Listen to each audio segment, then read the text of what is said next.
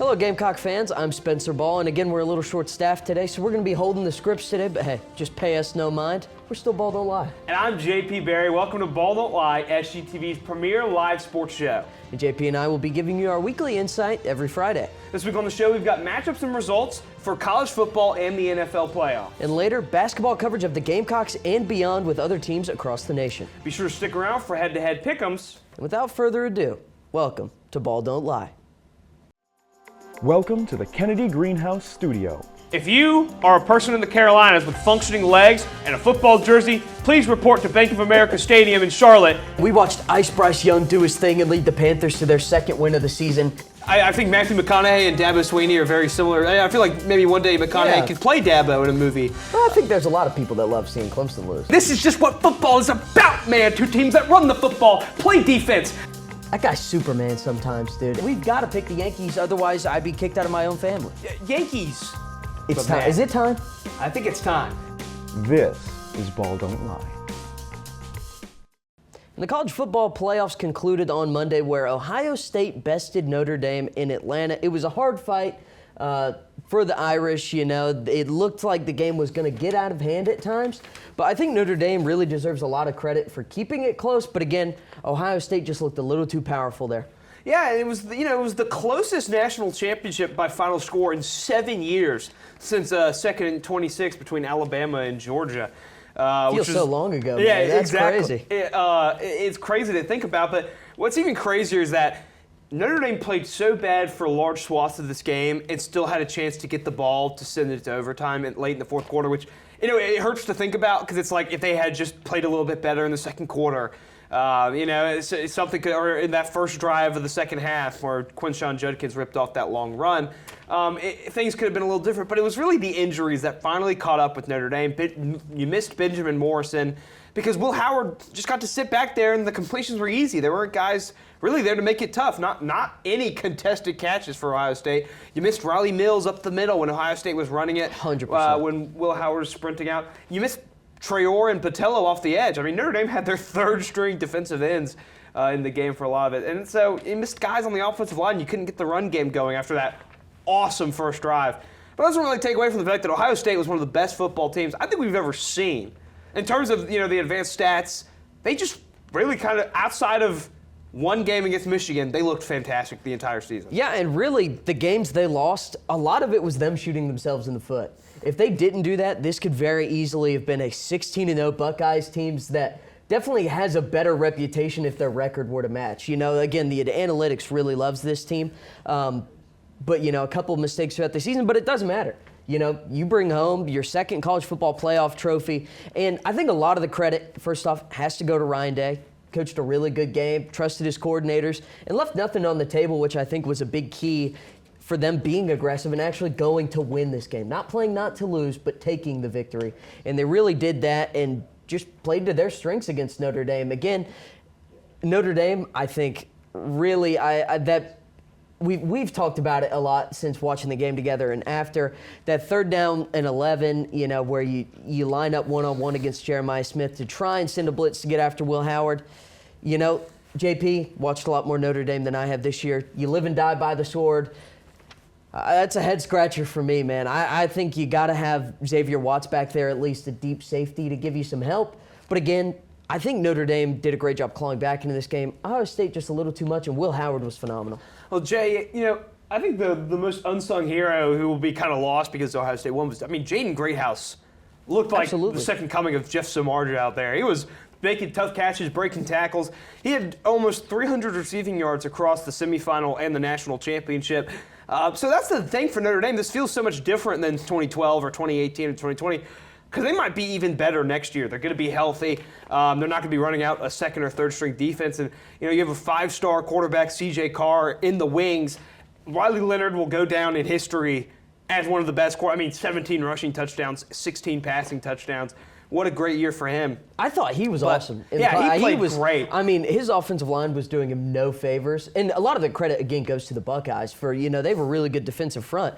But I feel like if it weren't for Riley Leonard doing a lot with his legs and throwing on the run, the game really would have gotten out of hand. Yeah, and that offensive line was almost entirely freshmen and underclassmen that are going to be back. They bring in the number 1 offensive lineman in the recruiting class. They've got great receivers coming through the portal. Malachi Fields from Virginia, who had over 1,000 yards, I think, this year for them. So it's going to be really interesting. It's going to be a long wait for the offseason. Got to replace Al Golden. Yeah, that's going to be interesting. You know, reports came in last night that Notre Dame's going after Jim Knowles, the defensive coordinator who just beat them at Ohio State. That would be something. So that would be very interesting. But the end of the college football playoff doesn't mean football is done quite yet. We've got the conference championships coming up in the NFL, but here's what happened in the divisional round this past weekend, and what was a pretty good slate of NFL games. Yeah.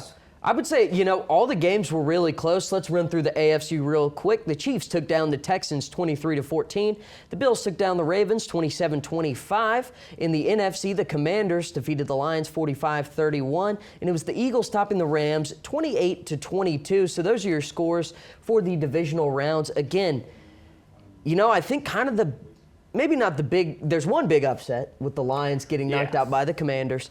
Other than that, I think the Texans actually outperformed the Chiefs by almost every metric except the score. Yeah, and of course, they say that's what's the most important, but some crazy stat that they outgained them by 100, forced more turnover. Yeah. It was, and previous teams were like 49-0 in the playoffs or something. They lost. I think the Ravens losing the way they did was kind of surprising. Once again, they just can't keep the ball in their hands in the postseason, whether it's drops or fumbles. Yeah, and Lamar is still waiting on that great playoff performance. It really hurts because, in the regular season, this guy's unstoppable. Just 2 silly mistakes, and frankly, the Bills, I don't think played convincing football at all. But they didn't turn the ball over. Yeah, and that's entirely what it came down to. They ran the ball well in the first half, but in the second, they were scrapping, hard pressed just to get first downs with that Ravens defense for making some key adjustments. But it was just the turnovers, man, that cost them there. For the Lions, I think it's the same story. 5 turnovers. Oh, my God. It was an abysmal game for them. Still putting up 31 points is impressive, with Jahmyr Gibbs just really leaving it all out there. But this Jaden Daniels kid, man. Jeez, he's something. He's something. Yeah. They've got a good defense. Dan Quinn is a good head coach. He got ran out of Atlanta. He was the defensive coordinator over there in Dallas for a while, for their best years in a long time. Now he's reviving Washington. The Rams fell in the snow. They had a chance. They were late to win it. That was a really fun game. Also a couple fumbles there that really kind of, slowed their momentum. But I think that was probably that and the Ravens-Bills were the 2, nail biters there at the end where the final drive could have swung things. But I really enjoyed the Rams, but it's kind of funny that we now have an all NFC East NFC championship because the Commanders are going to play the Eagles in Philadelphia for a trip to the Super Bowl. What a turn of events for a franchise that hadn't won a playoff game since 2006. And we have it on there. First NFC title game since 1991. I believe they ended up winning that Super Bowl unless they played the Buffalo Bills. That's right. I was going to say, I think they did win that one. Again, just took care of the Lions. Daniels, 350 total yards, 2 touchdowns, and their defense forcing timely turnovers. It's the rookie Mikey Sanders still coming away with 2 picks. I really loved his game at Michigan, and you could see just how impactful he's been to this Commanders defense, as well as picking up Marshawn Lattimore. Could go down as one of the best midseason acquisitions because now you got 2 good cornerbacks, and you got to make Jalen Hurts beat you. Frankly, Jalen Hurts hasn't been beating much of anything, but Saquon Barkley has just been bailing the Eagles out. Oh yeah, he's phenomenal. But last night on my Twitter feed, the video of Jalen Hurts' last desperation throw of the Super Bowl came up, where he put his entire body into it and went 30 yards. Yeah, and it's can a team make that happen? Be real? Their defense and Saquon Barkley, are playing out of this world to keep the Eagles churning. Jalen Hurts did not play well last week. Matthew Stafford handily out-quarterbacked him. He throws 120 passing yards a game, man. Let's just think about it for a second. If Matthew Stafford was on the Eagles, oh my God, I don't think this team would have a loss. I think they'd roll through the playoffs. They'd be a really balanced offense. But right now, the Eagles in the passing game can't get it done. It was Hurts with his legs, actually, with a 44-yard touchdown to open the scoring up in Philadelphia. But again, you've got to be able to throw the ball. And I think the Commanders are going to make you do that. You've played 2 close games against this team in season. I believe they split 1-1. Yep. And again, Jalen Hurts is going to have to show us that he can play well in the postseason and, win a game with his arm. The best playoff game he's played was the Super Bowl 2 years ago against the Chiefs. Outside of that, in the divisional and the conference championships, he's kind of been a little MIA. Yeah, he has. And, well, speaking of MIA, the Buffalo Bills have been MIA from the Super Bowl for nearing on over 3 decades at this point. And in the AFC, Josh Allen and the Bills are going to take on Mahomes in a heavyweight bout to decide who's going to go to the Super Bowl. The Chiefs have gotten the best of the Bills for a long time in this rivalry recently. But can the Bills finally circle the wagons? Well, and the Bills got the best of them in the regular season. It was Kansas City's one of 2 losses. Again, the other one came when they rested all their starters. But you got to think the Bills were clamoring for this one. This is their first trip back to Arrowhead in the postseason, I believe, since the 13-second debacle from a couple of years ago, and one of the wildest postseason games ever. Since then, the overtime rules have been changed. Yeah. That game is extremely infamous, but I think this is a matchup that the people wanted because really, I think all of America outside of one city wants to see Josh Allen and the Bills go in there and get a win in Arrowhead and send the Bills to the Super Bowl, man. Well, I know one person who definitely doesn't. Troy Aikman, I think he's over it. I think he hates Patrick Mahomes. He was almost about to throw up in the announcing booth watching this philandering fool flop all over the football field. I appreciate you using the F words that won't get us kicked off the air there, but Troy Aikman and Joe Buck, first off, I think goated. I agree. Love 'em. I agree. I think they do a great job, and I think that they do a good job of not giving in to just the complete crap that is the Chiefs sometimes, especially in the postseason. It's not football. So the Chiefs-Texans, there were 2 horrible calls that completely altered the game. 100%. You can look at the total calls where maybe, the Chiefs don't have the most total penalties, but they sure get timely ones. And do you remember when the Chiefs lost to the Bills off of a flag that was 100% correct? And it was like a national trend. Patrick Mahomes was really screaming and crying on the field over a regular season loss because that call did not go their way one time. Yeah, and then people have the nerve to be like, well, you just don't like Mahomes because he wins. No, dude, I don't like him because he's a dweeb and a loser. I like Mahomes when he airs the ball out. Old Patrick he hasn't Mahomes done that in was like so 4 fun. years. Watching this offense try and win is not fun. Their defense is the main reason they're good because Chris Jones is a monster, and they have Spagnuolo's cool. Spagnuolo is cool, but win a Super Bowl for the Giants. Yeah, but it's so sad to see a dynasty that was actually fun to watch and cool now turn into foul baiting. It's gross. They get a whistle, which is worse than anything the Brady Patriots ever got. And Tom Brady led the league in throwing it deep and being awesome and cool. Yeah, they were cheating. They were evil, but they knew they were evil. Yeah. The Chiefs are evil, and they're like Clemson. They're like, we're in State Farm commercials, though. Little old Kansas City. No, dude, no. Yeah, that's going to be the end of our football talk until Pick'ems. We're actually going to take a quick break, but we've got a whole slate of college basketball coming right up. And South Carolina women's basketball team is keeping the train rolling with just 1 loss in 19 games so far. And they got a big one on tap tonight that got moved due to weather, Spencer. Yeah, and already 1 more loss than they had all of last year. But, I don't think the fans are too worried about it. This still looks like one of the most dominant teams in women's basketball, currently number 2 overall, are on a 13-game win streak. And one thing I love about this team, and I love talking about it, they aren't afraid to schedule good teams. This team plays a lot of ranked opponents. They already have, I believe, 6 top 25 wins.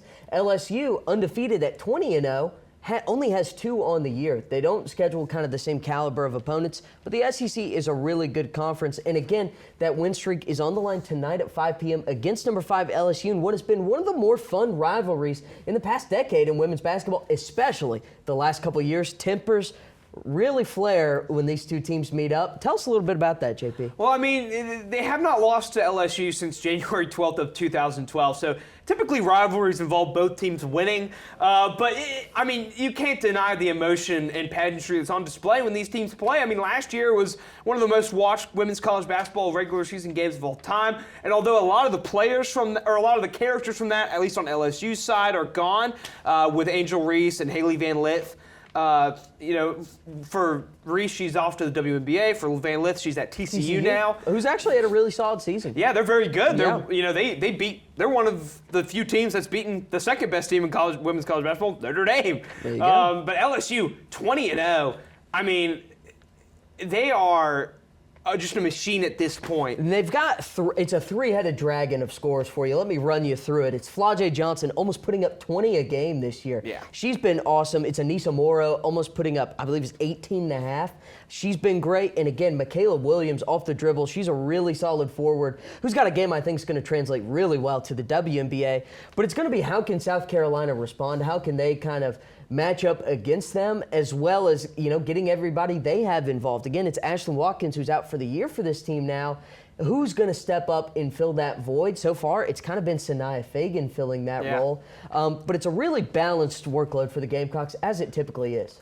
Yeah, but when the going gets tough, I mean, we've seen Malaysia Fulwiley really kind of take and put the team on her back for stretches. And it's been really impressive to watch. And they're a very fun team. They're almost like, if you took away the uniforms, the logos, and everything, they're indistinguishable from a couple years ago where they were playing 1960s basketball with Aaliyah Boston. That won a lot of games. That was that was fun in its own right. But now they're looking out there. Until you met Caitlin Clark in the Final Four, which, I was in the building. And they had to evolve, and they have. And they're a very fun team to watch. LSU is too. It's an interesting start time because of the weather at 5 p.m. So if you're going anywhere in Columbia at that time, don't. Because it's going to be. It's just must watch. Yeah, so you know what? Don't go anywhere unless you're going out to watch it. I mean, it's going to be a really great game, and it's great for. I think this rivalry is really particularly great for the sport of women's basketball because it's all eyes on this. I mean, it's a huge game, and again, South Carolina's gotten the better of this team for over a decade now. Yeah. So I mean, LSU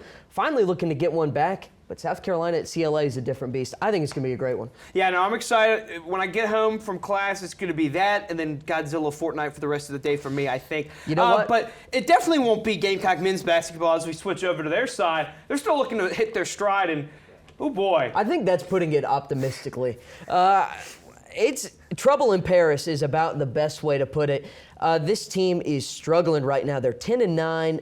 No conference wins so far, last in the SEC. And again, JP, I think it's to be expected when you look at this roster. It's just a bad roster. I mean, the transfers hit last year. Mm-hmm. The transfers have not hit this year because somehow we got players from worse conferences than the SoCon. The SoCon transfers work in and of themselves because Lamont Paris comes from the SoCon. He has a familiarity with that league and with those players, with the systems they're coming up in.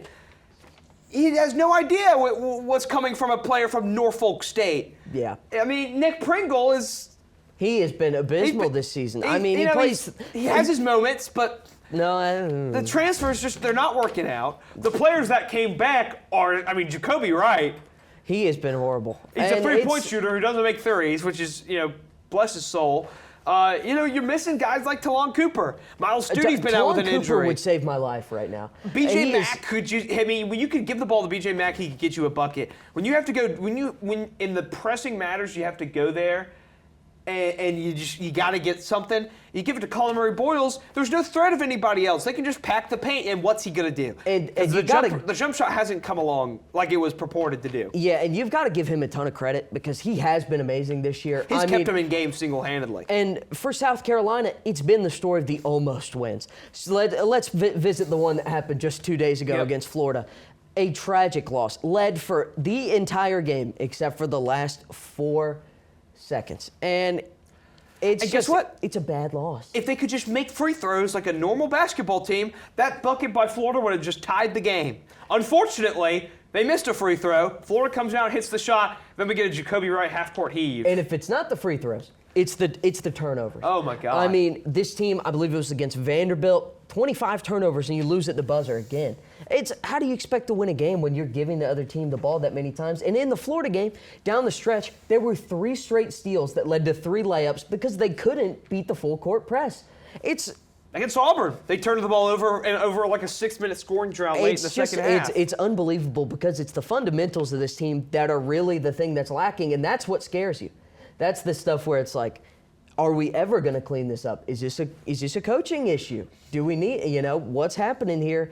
And the recruits have been inconsistent. I mean, Zach Danis had his best game of the year, 22 points, 50% from the field.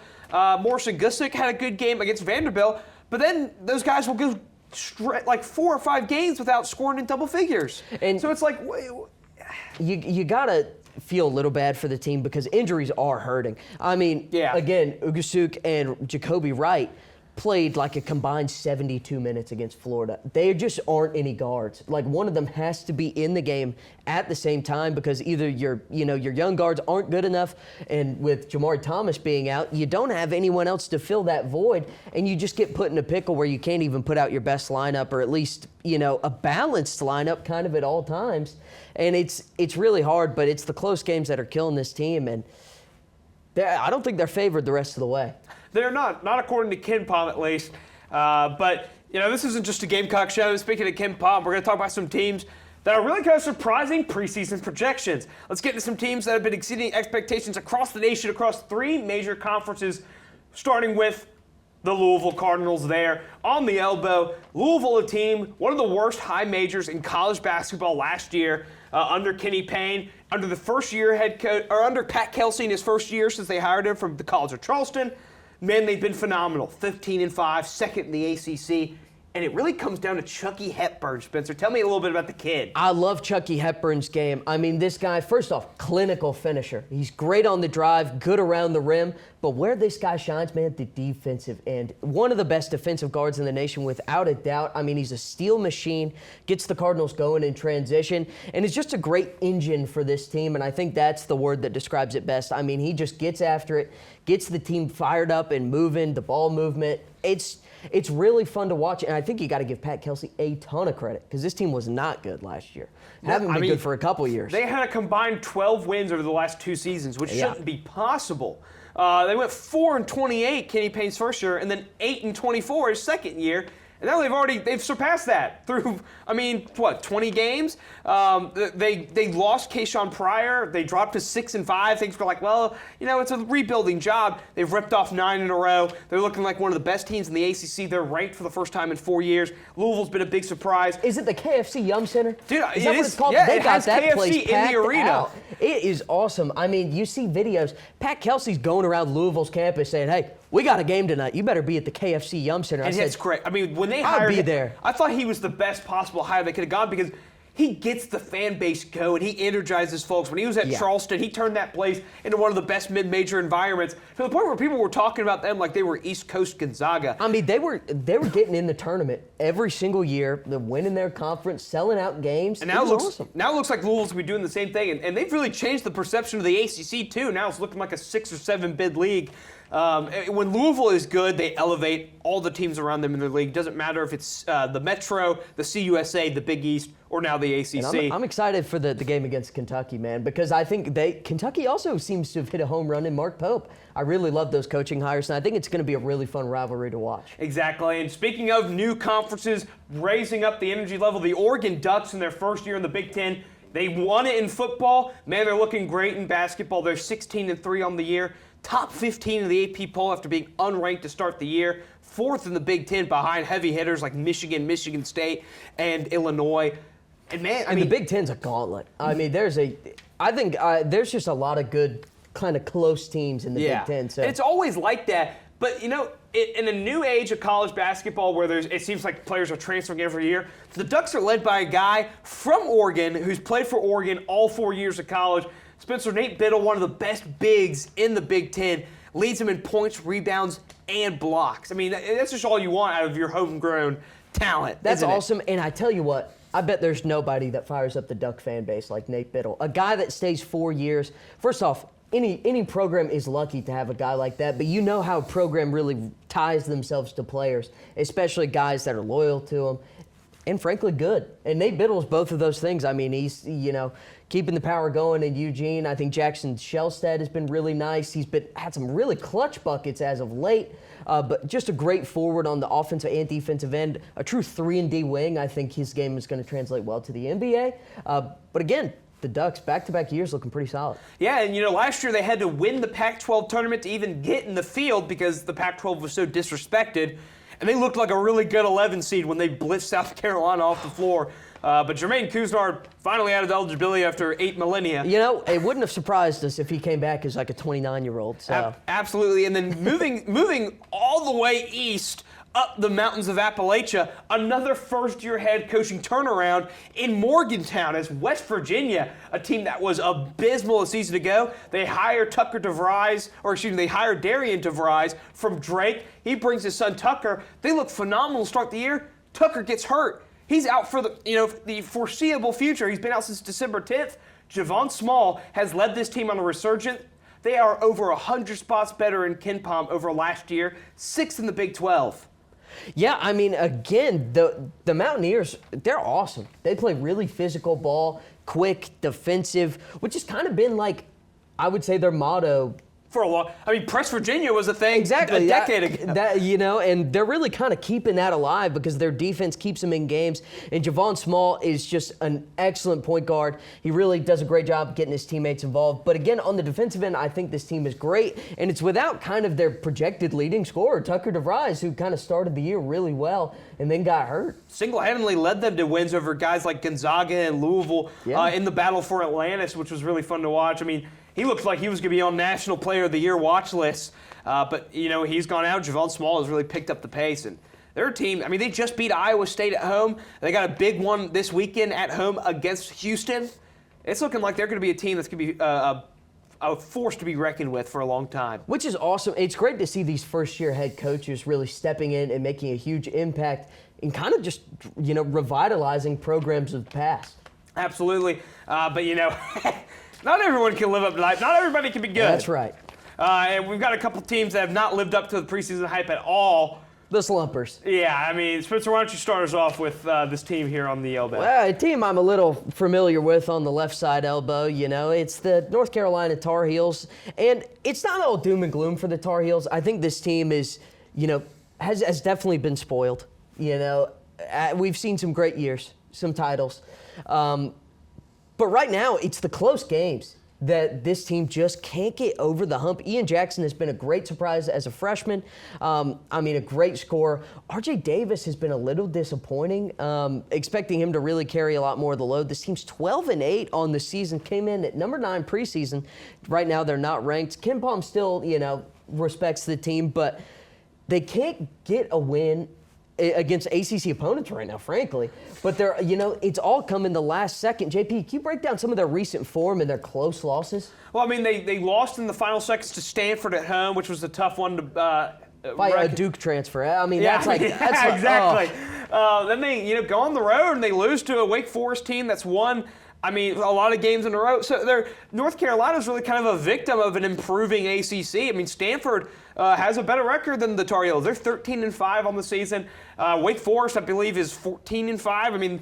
They're just, and really UNC is a couple last-second interesting, dubious officiating decisions in Raleigh, in South Bend, from having an even worse record. They could be 10-10 on the year. They got late wins there. They've lost to Michigan State, Alabama, Kansas, Auburn, all these, or Florida, all these big games.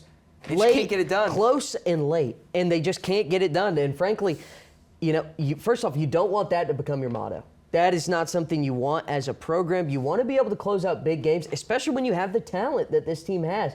And frankly, at the guard position, they are really, really talented. At the big man position, don't know what Coach Davis was cooking because you go out and frankly, Lubin is horrible. I don't know what. Exactly. You just kind of He played for Notre Dame. I watched him play at Vanderbilt. Not great. He's not going to be No point of that ever looked like he was a top-tier big man for a high-power or high-major team like North Carolina. Exactly, and it seems like the Tar Heels sold out just to be like, hands together, maybe we'll get Jonas Adu. And you don't get him, and now you're stuck with, Jalen Washington, who they expected to take a bigger leap, really hasn't, and, you just don't have a good big man, which was a signature of North Carolina basketball, since I've been alive. Tyler Hansbrough, Kennedy Meeks, Isaiah Hicks. Yeah. You've got Armando Bacot. You've got guys that were there, stay all 4 years. Luke May. We could go on for a while of just guys. We could name guys all along. We remember some guys here. You want a 24-hour YouTube live stream? We'll just sit here, for charity. Maybe our good friend Tyler would give us water and food, and we could just sit and name guys all day. But hey, we will keep things moving. Yeah, not every first-year head coaching hire is that glitters is gold. Is the Tyson Chicken Finger Caliphate in Fayetteville? And it's been a horrific start for Coach Calipari and the Arkansas Razorbacks. You flashbanged my brain there for a second. It took me a second. I was like, what? Arkansas finally got their first conference win on Saturday against Georgia. But man, they've just been disappointing. They were on a 6-game losing streak before then. They were number 16 in the preseason. They're all the way down to 54th in KenPom, which is not guaranteed. Not guaranteed for a tournament spot at all. You really want to be kind of in that top 50 once you factor in the auto bids. Yep. But they're a team. They're a victim of how good the SEC has been so far this year. They played some South Carolina battling for last right now. They catapulted ahead of the Gamecocks in the cellar there. They're 15th as opposed to 16th. A lot like North Carolina, it's the close games. They haven't been able to buy a win late against teams like Auburn, Tennessee, Alabama, and it's just. It's a team that. They don't look like they've ever played together because they haven't. They're a mercenary team, and those don't always work out. And I think that's why next year is going to be super critical in Cal and Arkansas's reign, or under his reign, because it's going to be his first year, bringing in recruits and kind of seeing the team he can build that's not just from the portal. All these guys are, former Kentucky guys or guys who are just like, Coach Calipari. It's pretty sick. I can't blame him. Mr. Tyson money, which, also can't blame him. It's very interesting, but kind of the ragtag group of mercenaries, as you mentioned, hasn't worked out so well. And, Boogie Flan now out for an unknown amount of time with, hand surgery. It's not going to be great because right now they don't have a guy to turn to at the end of games to go and win them a game. And it doesn't matter how close you get it if you can't get over the hump.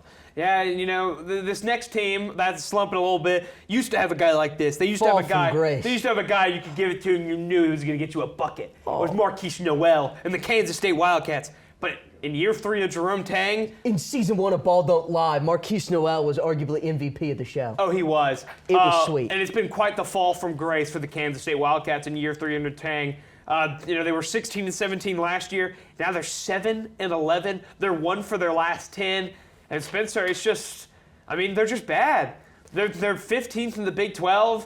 They tried to swing big on a $2 million investment for Coleman Hawkins in the portal. How's that going for him, JP? Well, it's about $1 million for every 3-pointer he makes. It's not been great. He shoots under 30% from the field. From 3, right? But he does also shoot under 40% from the field.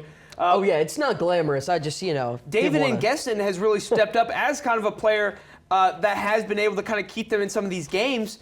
But man, they just, frankly. It's been a letdown otherwise. Yeah. Doug McDaniel, the big transfer from Michigan, thought, hey, maybe this is a guy that could go out, score 15 or 16 a game for us at least. They expected some growth. He's actually regressed, and they just don't look like a good team. No, they don't. And time is really running out. They got to go on a run here, win a couple games in a row if they really kind of want to swing it back. But they're nearing triple digits in KenPom, which is not a fun place to be at this time of year. Not where you want to be. As we near February. But, in a conference like the Big 12, there's no shortage of opportunities to right the ship. And that's really kind of the thing for all these teams. It's not over just yet. For North Carolina, they still got both games against Duke coming up. They've got a return trip from Wake Forest, I imagine. Although the ACC is so big now, I can't keep track of who plays who. Teams. They've got plenty of games. They're going to play Louisville, I bet, at home as well. Arkansas is going to get a ton of quad one opportunities. So it's not over for anybody, especially, if you go on a run here, start winning, 5, 6, 7, 8 games in a row, like Louisville has, like West Virginia kind of has, It's all about streaks. Got to piece together wins. But like JP said, it's not over just yet. We are going to take a quick break, and we'll be right back with Pick'ems to wrap up yet another episode of Ball Don't Lie. Welcome back to Ball Don't Lie Pick'ems. After last week, I'm 2-3 on the season, and Spencer is 1-4 for our predictions. I mean, it's regression. Winter, spring's eternal, the hope of a better pick'em season for me. And for you, I hope you get every one of them wrong, except for the ones I also picked. Hey, we're just warming back up. That winter cold had our brains in a funk, but we're back. That's true, and we'll start out here with the NFL, Spencer. That's right. The NFC Championship game, it's an NFC East division matchup. Washington Commanders at the Philadelphia Eagles. JP, who you going with here? Jaden Daniels is just cooler, man. He's just cooler. Cliff Kingsbury runs a fun offense. I don't like the Eagles, even if you take away the fact that I hate the Eagles with every fiber of my being and soul. They're just not fun. I want fun when I watch football, and the Commanders are fun. Give me the Commanders. Maybe it's my Pick'ems record from last week, but I'm going to start picking a little more, maybe not necessarily with my brain because I won't abandon my heart, but the Eagles are just a better team here, I think. I think the Commanders are going to be great in the future. I think Daniels, he's got everything. One of the best rookie quarterback seasons ever. Jaden Daniels and Bryce Young going to run this conference for a decade. That's right, man. But I think the Eagles are going to take it because, again, Jahmyr Gibbs was very successful on the ground last week. I think Saquon's going to be successful. God. And really, it's all about can the Commanders' offensive line withstand just the onslaught that is the Eagles' front seven.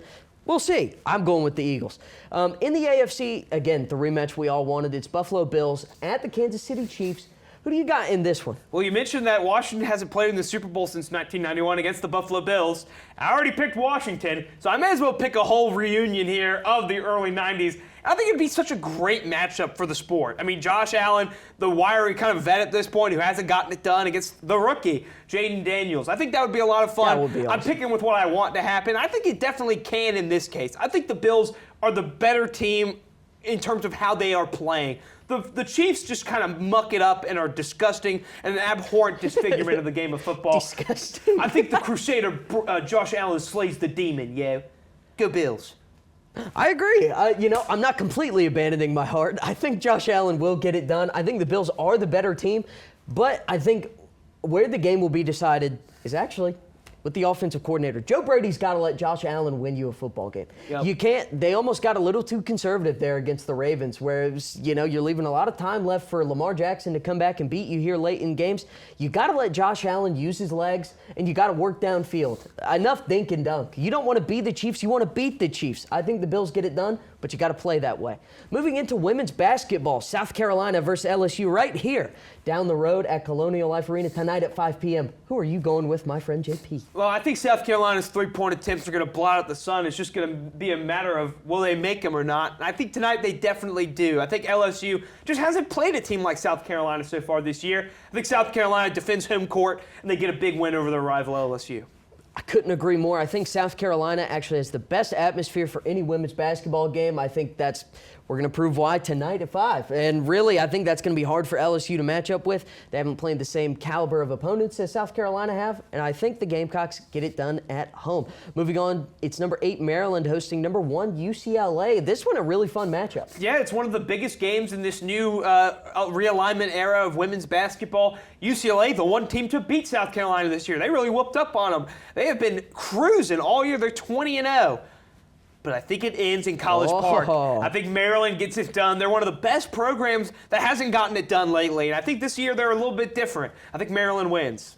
I'm going to take, the favorite here. Going to go with UCLA on the road just because I think they're a great team. I think Kiki Rice is awesome. And again, I think the Bruins just get it done. We're going to move on again to another South Carolina game. They traveled to Tennessee, I believe, on Monday. It's Monday. Yeah, it's Monday. Monday. It's Monday. Okay. I was going to say it's Monday or Tuesday. First off, shout out. Tennessee's head coach had a baby. So big shout out to her. And the Lady Vols have actually been playing really well. Again, I'm not going to go against the Gamecocks just yet, but I think this LSU game will definitely play into that. If LSU gets the win, I could be persuaded into seeing how Tennessee could pull it off, but I'm not going to go against the Gamecocks just yet. Yeah, the Lady Vols have really they're getting back to how they used to be in the early 2010s when they were one of the forces of women's college basketball. And even when they haven't been, they've been a little bit of a thorn in the side of the Gamecocks.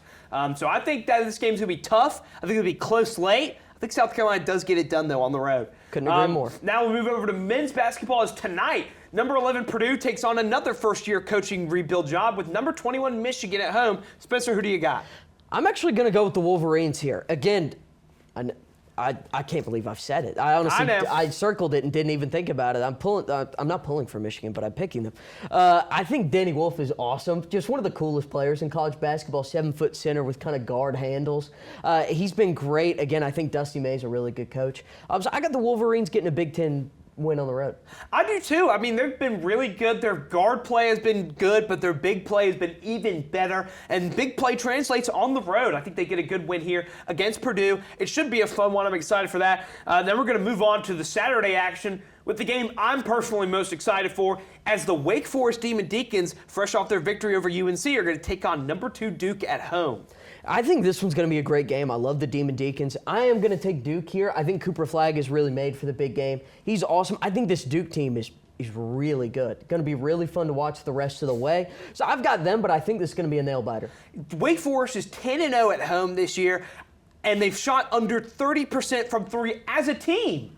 That's just not, in terms of hope that's not sustainable. In terms of positive regression to the mean, I don't think there's a team better equipped for it than Wake Forest, and they're already 14-5. I think they're a team that's going to get really, really good as the season goes on. I think Hunter Salas has a big game at home, and I think they take down Duke for the second year in a row in Winston-Salem. Hey, there's no Filipowski to trip this year, but moving on. Cooper Flagg is so much more likable than Filipowski, by the way. I mean, it's not even close. Plus and he's better. Yeah, he's better and more fun to watch. But what is perhaps the biggest game of the entire college basketball season so far? Number 1, Auburn, undisputed number 1 for the first time in program history, plays host to number 6, Tennessee. Spencer, who do you have in this titanic matchup? Man, when you come to the jungle, that is a tough place to play.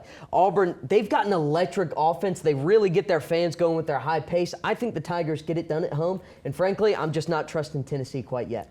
I agree completely. It's a Rick Barnes, will he ever win one of these games? No. He typically he typically doesn't. Across Texas, Clemson, or now Tennessee, I think Bruce Pearl and Auburn. I got my Tigers mixed up there for a second. Bruce Pearl and Auburn get it done.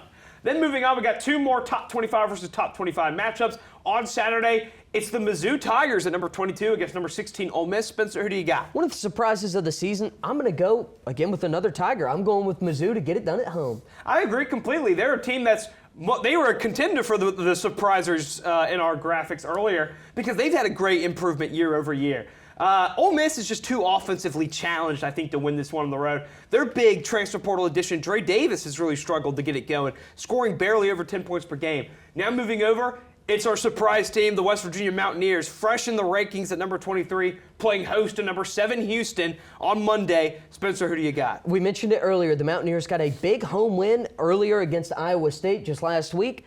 I don't think they do it again. I think the Cougars go on the road and get things done. Again, Kelvin Sampson just leads a really tight group. They're really good defensively. They're one of the fiercest teams in the nation. They really press hard, and I think that's going to play well on the road. They've been really kind of morphing into form lately. They beat somebody like 70-36. That was Utah. They beat Utah with They were tripling hammers. Their score at one point.